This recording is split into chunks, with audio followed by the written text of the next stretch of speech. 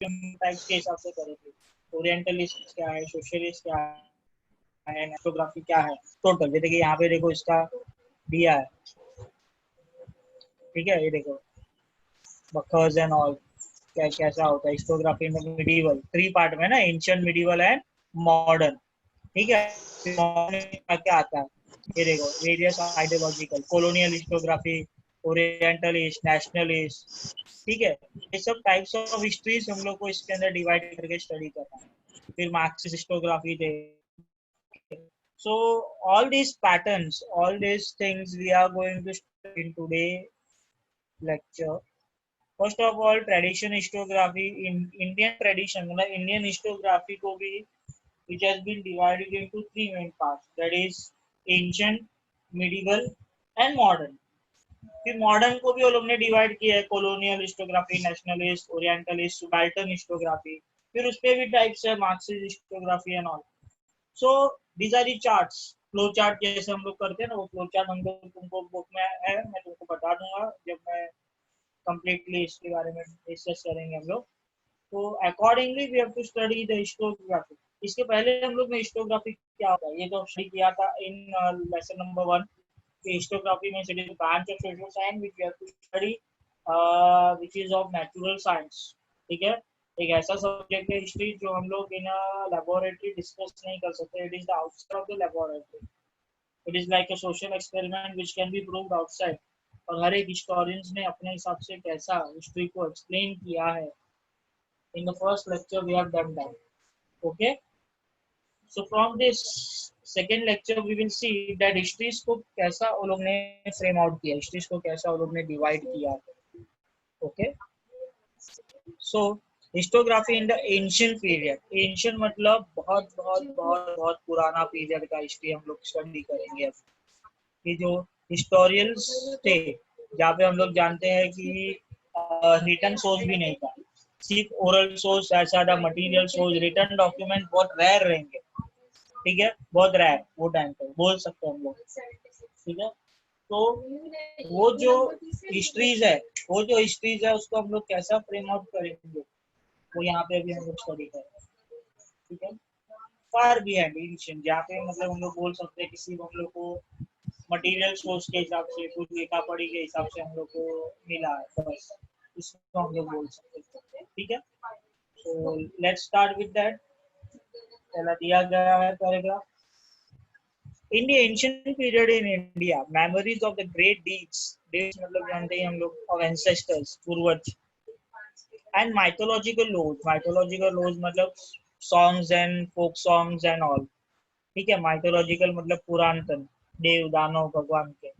Also, memories of social condition were preserved with the help of oral recital.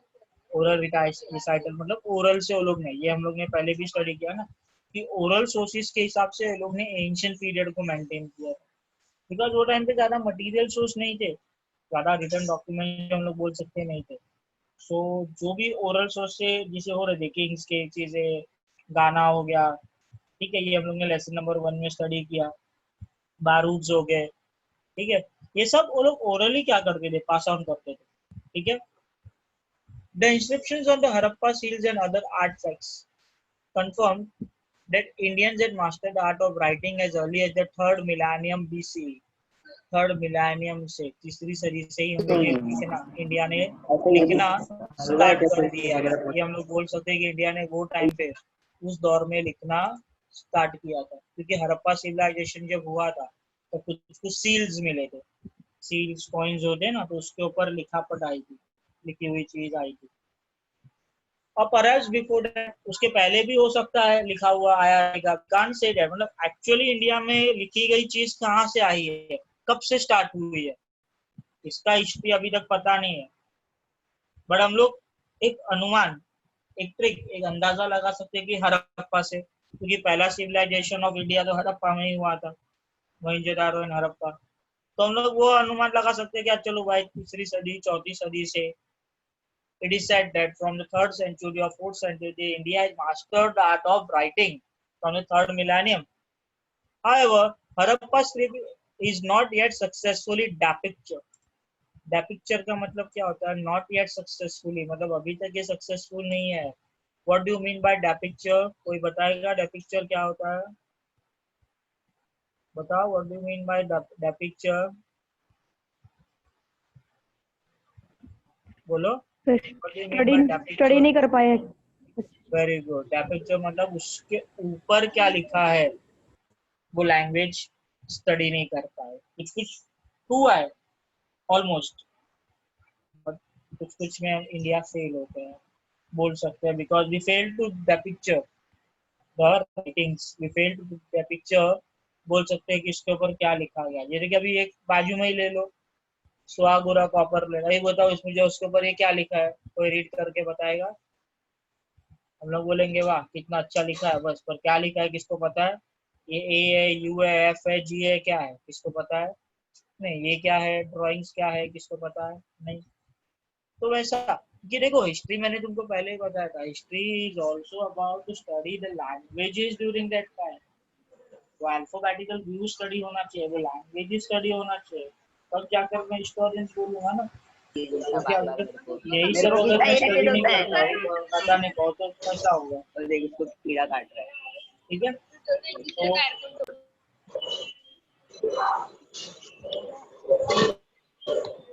आदर्श तिवारी अपना mute करो please, mute your audio Adarsh Tiwari. India में जो return documents था वो किस तरीके से पाया गया?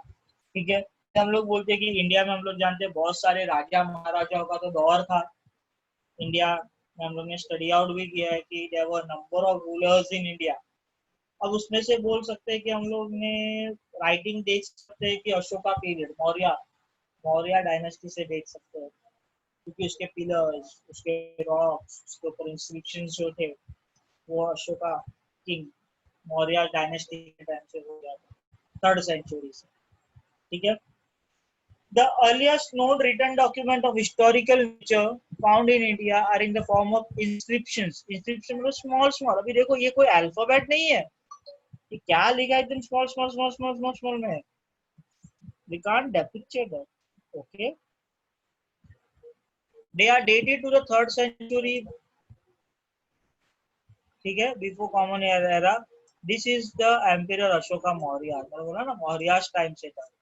इस एडिक्स का इंस्क्राइब और natural rocks and stone pillar. अब हम लोग ने देखा है कि मौर्य पीरियड्स के टाइम पे अशोका मौर्य, उसका चंद्रगुप्त मौर्य एंड ऑल थे, तो उन्होंने जो पिलर्स बनाया अशोका पिलर एंड ऑल, उसके टाइम पे हम लोग देख सकते हैं कि उन्होंने उसके ऊपर लिखा हुआ है, इंस्क्रिप्शन लिखा हो उनकी लैंग्वेज में। ऐसा नहीं कि वो संस्कृत हो, हिंदी हो, मराठी हो या अदर लैंग्वेज हो, वो टाइम पे जो लैंग्वेज हो सकती थी, कोई भी हो, अर्धमगधी हो, पाली हो, संस्कृत एकदम डीपली हो सकता है, कुछ भी। अब वो जो ये लैंग्वेज स्टडी करेगा उसी को वो पढ़ने को समझेगा। ठीक है, from the 1st century common era inscriptions began to occurs on coins. पहली सदी से न सिर्फ इंस्क्रिप्शंस थे, इंस्क्रिप्शन मतलब फोटोज वोटोज होते थे, जैसे कि हम लोग ने देखा है कोई भी एक राजा महाराजा थे, उसके कॉइन्स के ऊपर फोटो होते थे, on the back of the coin और on the front of the coin, कि उससे हम लोग पहचान सके कि ये कॉइन उस राजा महाराजाओं के दौर का है, उस राजा के टाइम का कॉइन है ये। ठीक है, and sculptures and also on copper plates, मतलब सब बाजू में अपना स्कल्पचर्स मूर्ति मूर्ति बनाए थे, it's like a photos. They provide important historical information, उसके अंदर फुल हिस्ट्रीज के information. we get to know about the dates of various king dynasties, genealogies मतलब चीजें remains जो हम लोग को मिली है, territorial extent and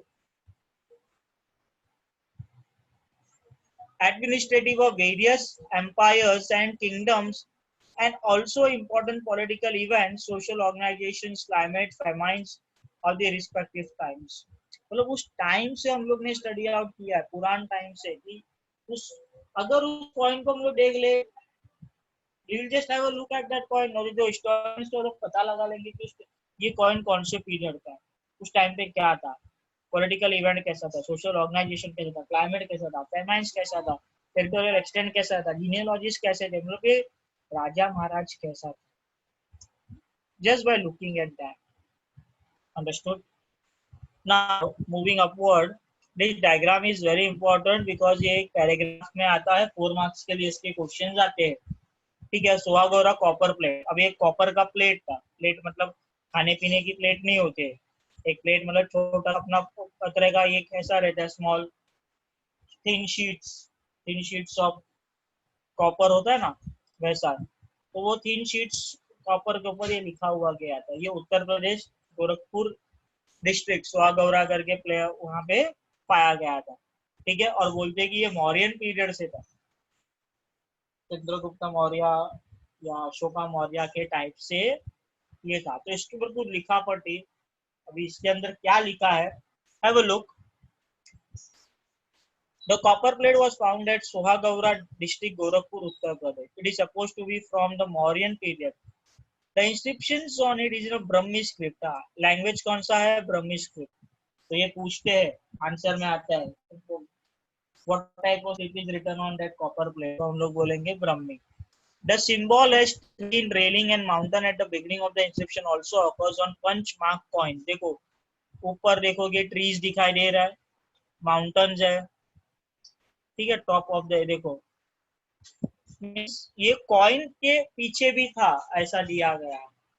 ये तो कॉपर प्लेट के ऊपर है, बट ये पहला कॉइन्स पे भी था, ऐसा वो लोग का अंदाजा है, अनुमान है. Another symbol which looks like a structure erected on 4 pillars is supposed to be indicative as a granary. हाँ, suppose बोला, ये granary हो सकता है. पिलर पे दिखाई दे रहा है. This may be known as granary. The inscription record a royal order that the grain stored in the granary should be distributed carefully. अब ये कुछ लिखा गया है, देखो ये यहाँ पे लिखा गया है कि जितने भी यहाँ पे ग्रेन्स है ना, वो हर राजपाट में, हर घर में, हर जिला, हर कस्बे में इक्वली बांटा जाएगा. अब ऐसा लिखा गया है. अब ये सच है झूठ है किसको पता. We can't picture this type of languages. Okay. It is supposed to be suggestive of precautions taken in times of famine. ये एक इंडिकेशन है कि फेमाइंस के टाइम पे, during the time of famine, famine मतलब सूखा, अकाल पड़ने के टाइम पे ये लोग, ये कैसा इंडिकेटिव है, ये लोग कैसा इसको यूज करते थे. We can say that. Understood. Any doubt you can ask me please. कुछ टॉपिक को लाइन नहीं समझा हो पूछ लो जल्दी, फास्ट फास्ट फास्ट फास्ट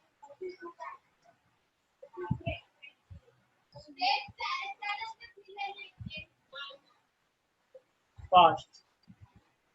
एक बार रीड कर लो, कुछ डाउट्स है तो make it clear then and there.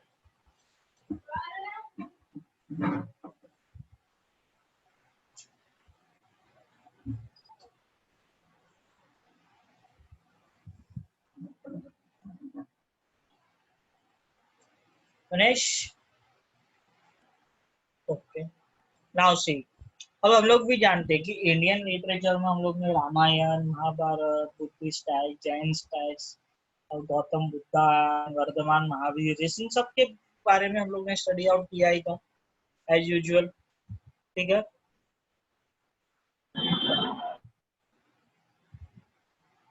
Okay Vaishnavi, we will revise that later. ठीक है. सुनो, ancient Indian literature including the epics, Ramayana and Mahabharata, Puranas, Puranas मतलब जो भी हम लोग देखते हैं स्टोरीज एंड वो. ठीक है. Jains and Buddhist historical account by Indian authors and also travelogues by foreign travelers are important sources of history. हाँ, अभी ये जो भी हम लोग देखेंगे ना हिस्टोरिकल व्यूज, तो ये भी इम्पोर्टेंट है. हिस्टोरिकल व्यू से ये भी क्या है, इम्पोर्टेंट ही है ना सोर्स अपने लिए. व्हाई? बिकॉज ये पुरान काल से चलते आ रहा है हिस्टोरिकल व्यू से. ठीक है.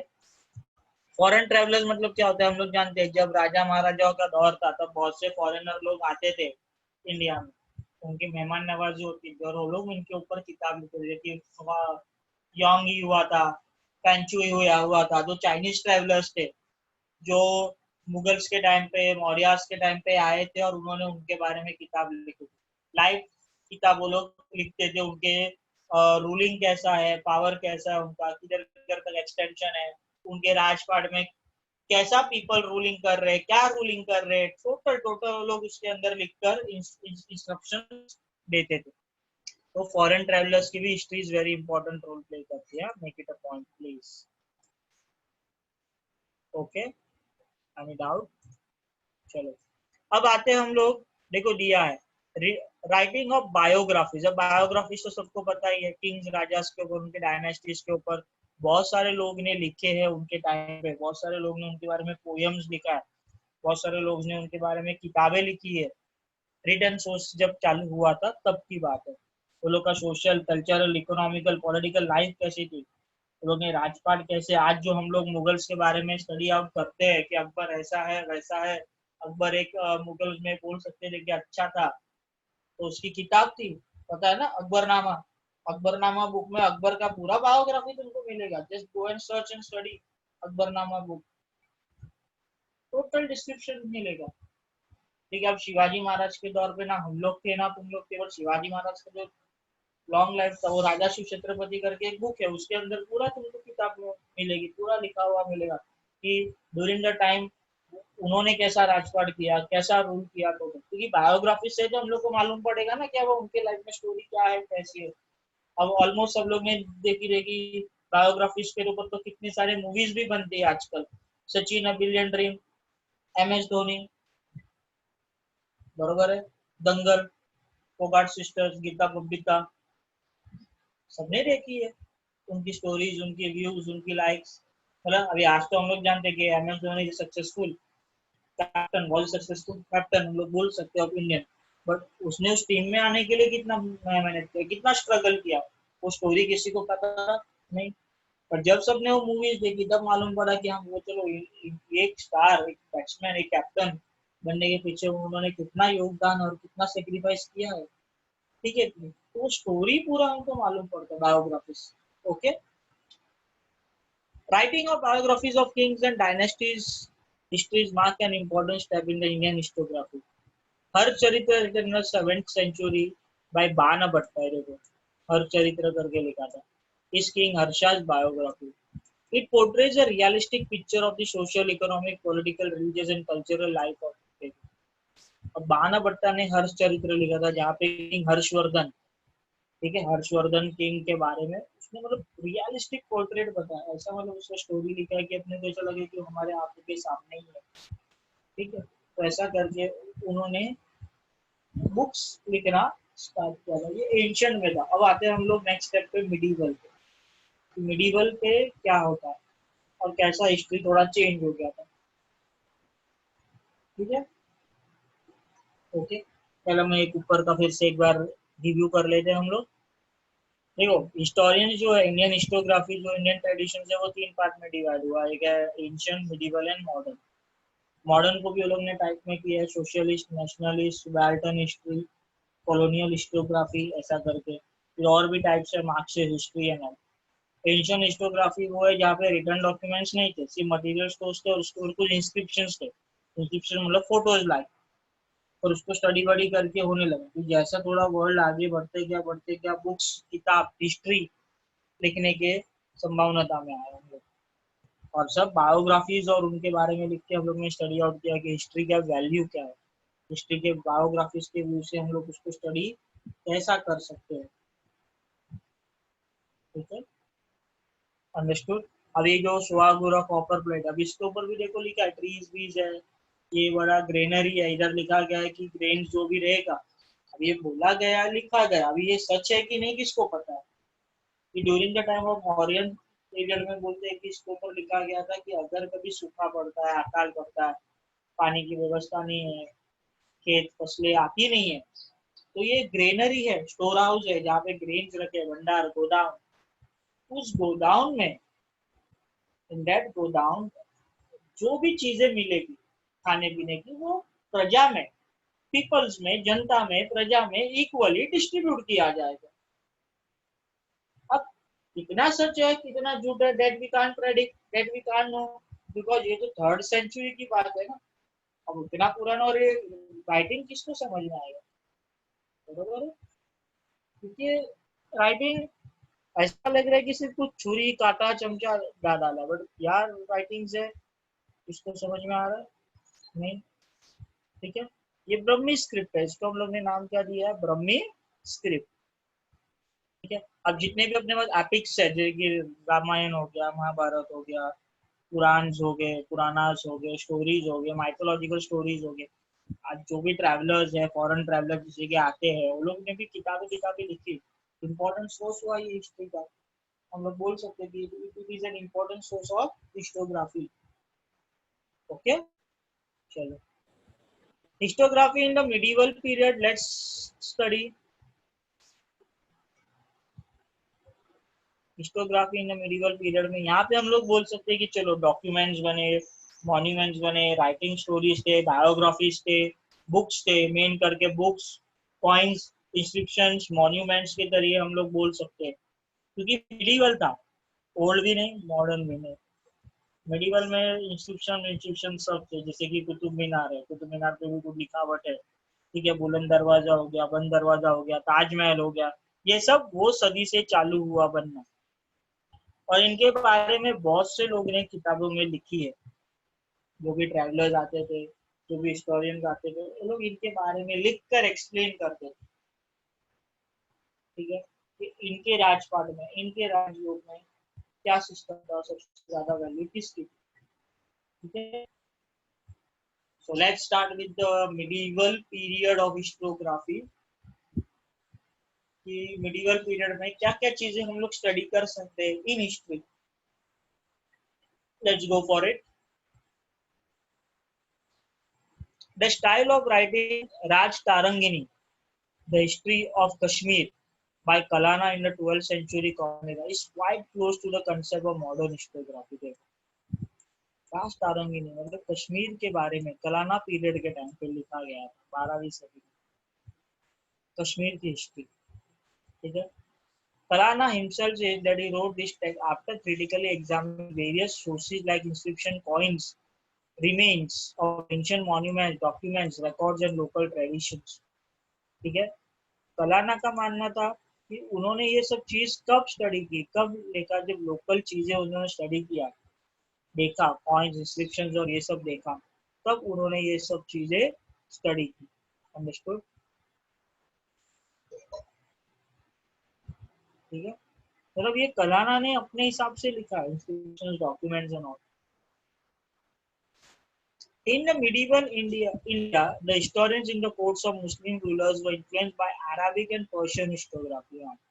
अपने यहाँ पे हम लोग जानते हैं बहुत सारे जो मुगल्स थे वो मुस्लिम रूलर्स थे। ठीक है, तो उन्होंने ना अरबिक और पर्शियन मतलब हम लोग बोल सकते हैं, they were not like Muslims but Parsi types. ठीक है, उसको हम लोग पर्शियंस बोलते हैं, हिस्टोग्राफी से ज्यादा इन्फ्लुएंस थे। जैसे कि among them was Zayuddin Barani holds an important place. In Tariq-e-Firuz Shahi, a book written by him, he has stated the purpose.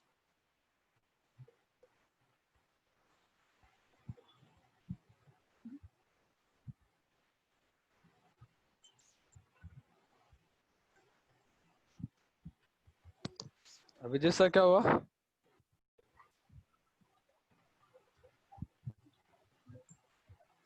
For the historians in the Mughal court, praising the emperor and exhibitions of loyalty become more important। देखो यही लिखा, बोला ना अभी, मुगल के दरबार में, मुगल के कोर्ट में यही था कि बस तुम राजा को प्रेस करो, उनके एग्जीबिशन को प्रेस करो, उन्होंने जो कहा है वो प्रेस करो, भले उसका सेंस बने ना बने, तो तुम्हारी प्लेस वहां पे लॉयल्टी में गिनी जाएगी। ठीक है, समझ में? अभी देखो, अभी जैसे कि हम लोग पढ़ा रहे, we are giving our best effort, सब लोग हाँ हाँ बोल रहे, बट एक आध बंदा, दो बंदा ऐसा बोलता रहेगा कि नहीं सर का मुझे नहीं समझा।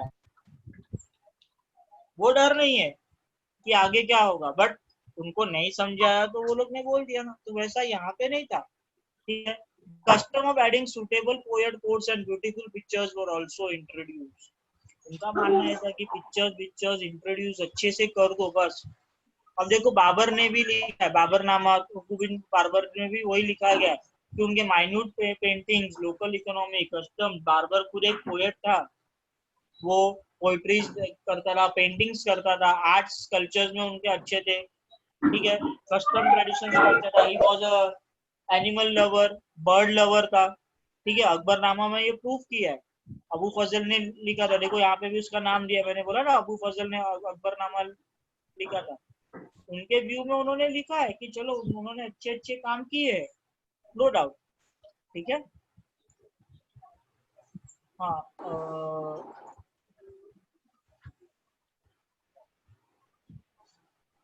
प्रिया Yadav, Rajesh Kumar, yes sir. Ancient historiography के बारे में कुछ बताओ हमें। सर एंशियंट हिस्टोग्राफी में रिटर्न सोर्सेस नहीं थे, उसमें ज्यादातर ओरल सोर्सेस ही थे। उसमें हड़प्पन सिविलाइजेशन और ये अशोका मौर्य के टाइम के सारे इंस्क्रिप्शंस बताए गए हैं। ओके, चलेगा। वैष्णवी नायक संजय, वैष्णवी नायक। सौगुरु कॉपर प्लेट के बारे में कुछ बताओ।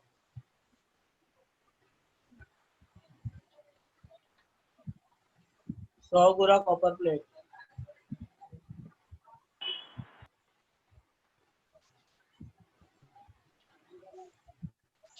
नायक बोलो।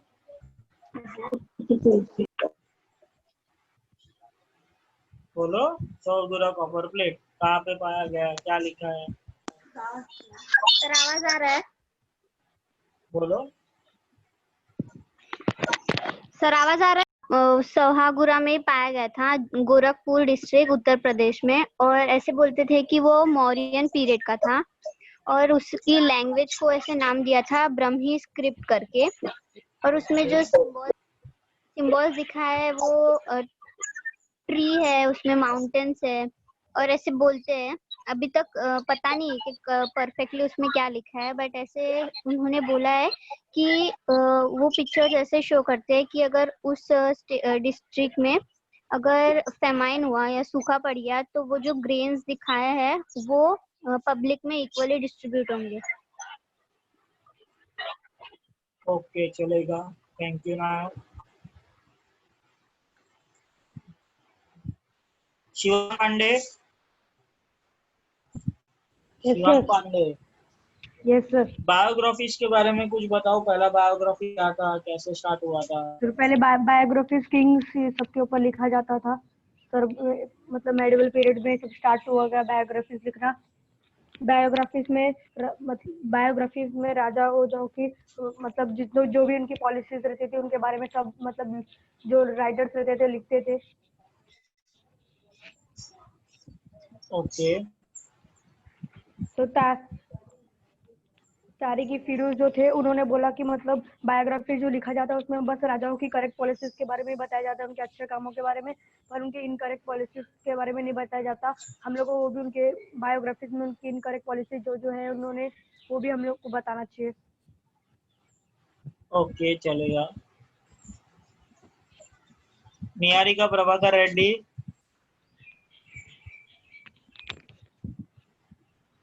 मिडीवल पीरियड के बारे में कुछ बताओ। Niharika Prabhakar Reddy, medieval period please.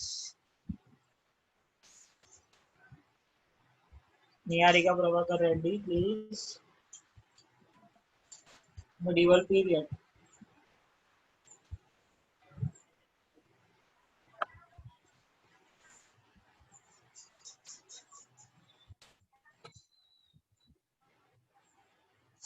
Hello sir, Nitin, तुम आवाज आ रहा है? बताओ, मिडीवल पीरियड के बारे में बताओ। मिडीवल पीरियड क्या था, कैसे था?